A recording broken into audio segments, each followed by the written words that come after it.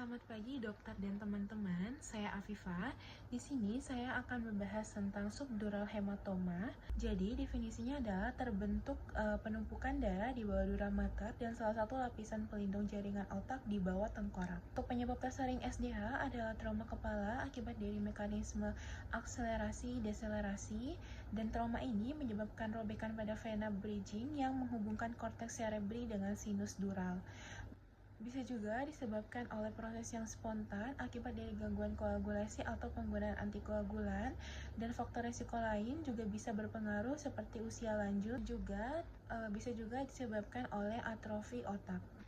Untuk anamnesis, pasien umumnya mengeluh sakit kepala, mual, dan muntah setelah terjadinya trauma kepala dan adanya penurunan kesadaran yang bisa terjadi segera atau berkembang bertahap tergantung dari jenis SDH-nya, dan gejala neurologis vokal seperti kelemahan anggota gerak atau gangguan bicara bisa ditemukan.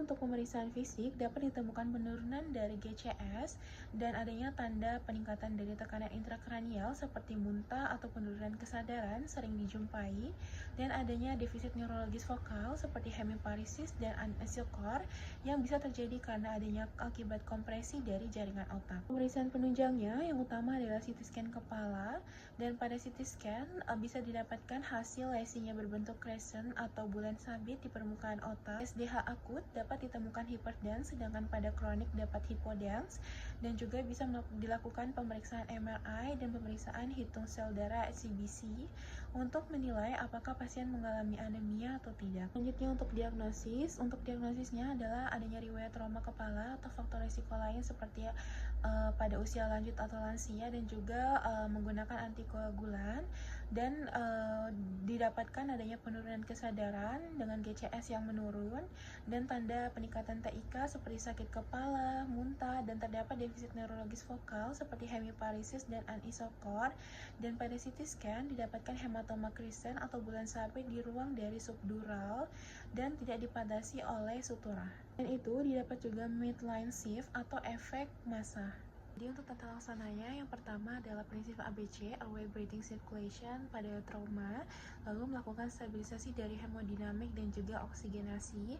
Selanjutnya dilanjutkan dengan terapi medikamentosa untuk menurunkan dari tekanan intrakranial untuk mencegah dari komplikasi. Menurunkan dari tekanan intrakranial bisa diberikan panitol atau salin hipertonik.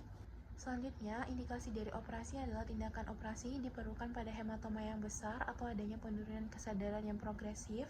Tujuan utamanya adalah untuk mendekompresi dari jaringan otak dan mengevakuasi dari hematoma. Tindakan operatifnya adalah kraniotomi yang sering dilakukan pada SDH untuk mengevakuasi dari hematoma, dan untuk SDH yang kronik bisa dilakukan Burhole drainage.